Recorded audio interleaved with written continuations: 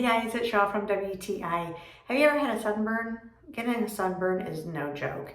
I had friends visiting recently and they were in the sun a little too long, and my friend got sunburned and she needed something to help soothe her skin.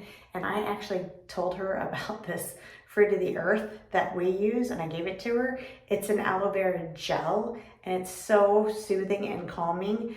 I don't typically burn, but sometimes if my husband's been out too long, he needs something to help his skin, and this is our go-to.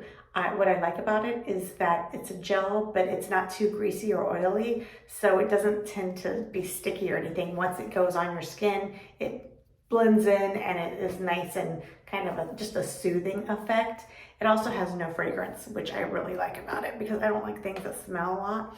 It is just a gel like that, and you just rub it into your skin, and you can see that when I'm rubbing it in there, it just absorbs real nicely in your skin, and it's not sticky or tacky, no scent at all, but it really does an amazing job at soothing any kind of burn or irritation that you have. This is definitely a go-to for my family. If you're been in the sun a little too long and you need a little bit of aftercare, this is a great aloe vera gel, fruit of the earth.